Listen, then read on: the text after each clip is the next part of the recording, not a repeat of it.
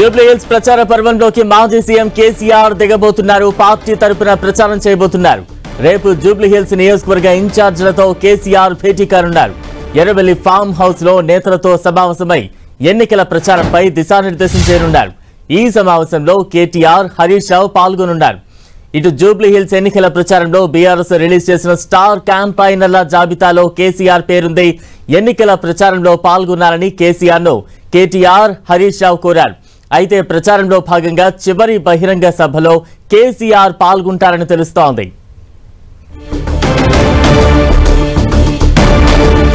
Jubilee hills BRS star campaigner గా కేసీఆర్ పేరు ఉండడంతో ఇప్పుడు రాజకీయంగా కూడా మరింత ఆసక్తి రేపుతోంది. తాజా అప్డేట్స్ అందించేందుకు మా ప్రతినిధి కరుణాకర్ సిద్ధంగా ఉన్నారు.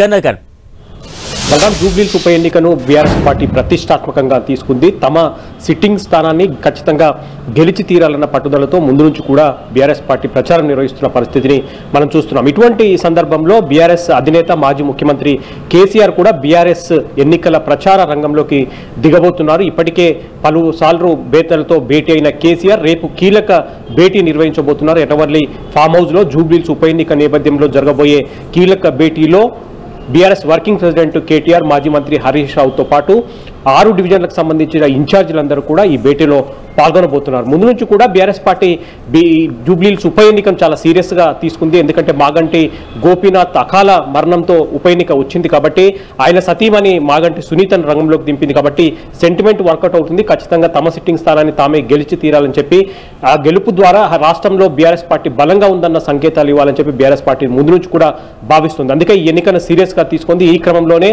ఎన్నికల ప్రచారం పూర్తి స్థాయిలో ఉధృతమైంది కాబట్టి మరోసారి కేసీఆర్ పార్టీ నేతలందరూ కూడా దిశానిర్దేశం చేయబోతున్నారు. రేపు ఉదయం ఎర్రవల్లి ఫామ్ హౌస్ లో కేసీఆర్ పార్టీ నేతలందరితో, జూబ్లీ హిల్స్ ఇన్ఛార్జీలందరితో ప్రత్యేకంగా భేటీ కాబోతున్నారు. ఇక స్టార్ క్యాంపెయినర్ జాబితాలో కేసీఆర్ పేరు కూడా ప్రస్తావించిన పరిస్థితిని మనం చూస్తున్నాం. మొత్తం 40 మంది స్టార్ క్యాంపెయినర్లు బీఆర్ఎస్ తరఫున ఉంటే అందులో కేసీఆర్ పేరు కూడా ఉంది. కేసీఆర్ కూడా ఎన్నికల ప్రచారంలో పాల్గొనబోతున్నారని చెప్పి బీఆర్ఎస్ వర్గాలు చెప్తున్న పరిస్థితిని మనం చూస్తున్నాం. ఎందుకంటే ఇప్పటికే కేసీఆర్ కూడా జూబ్లీ హిల్స్ ఎన్నికల ప్రచారంలో పాల్గొనాలని చెప్పి కేటీఆర్, హరీష్ రావు ఇప్పటికే కేసీఆర్ కు విజ్ఞప్తి చేశారు. ఇక ఇప్పుడు ఎన్నికల ప్రచార జాబితాలో ఆయన పేరు కూడా ఉండడంతో ఆయన ప్రచారంలో పాల్గొంటారని తెలుస్తుంది. అయితే ఎన్నికల ప్రచారంలో కేవలం ఒక్క బహిరంగ సభలో కేసీఆర్ పాల్గొనే అవకాశం ఉన్నట్టు తెలంగాణ భవన్ వర్గాలు చెప్తున్న పరిస్థితిని మనం చూస్తున్నాం. ఈ నెల అంటే వచ్చే నెల 9న ప్రచారం చివరి రోజున నిర్వహించే భారీ బహిరంగ సభలో కేసీఆర్ పాల్గొనే అవకాశం ఉందని తెలుస్తుంది. కాబట్టి మొత్తం మీద కేసీఆర్ కూడా జూబ్లీ హిల్స్ ఉప ఎన్నికను సీరియస్గా తీసుకున్న పరిస్థితి. అందులో భాగంగా రేపు పార్టీ నేతలందరితో, ముఖ్యమైన ఇన్ఛార్జీలందరితో ప్రత్యేకంగా భేటీ అయి దిశానిర్దేశం చేయడంతో పాటు ఖచ్చితంగా సిట్టింగ్ స్థానాన్ని గెలిచి తీరాలన్న పట్టుదల బీఆర్ఎస్ పార్టీలో కనిపిస్తున్న పరిస్థితిని మనం చూస్తున్నాం. బలరాం, అంటే కర్ణాకర్, ఉప ఎన్నికల్లో కేసీఆర్ ఎన్నికల ప్రచారంలో పాల్గొనడం ద్వారా బీఆర్ఎస్ కు ఎంత మేర అది ఎసెట్ కాబోతోంది, ఎంత లబ్ధి చేకూరబోతోంది, మరోవైపు పార్టీలో ఎటువంటి జోష్ కనిపిస్తూ ఉంది?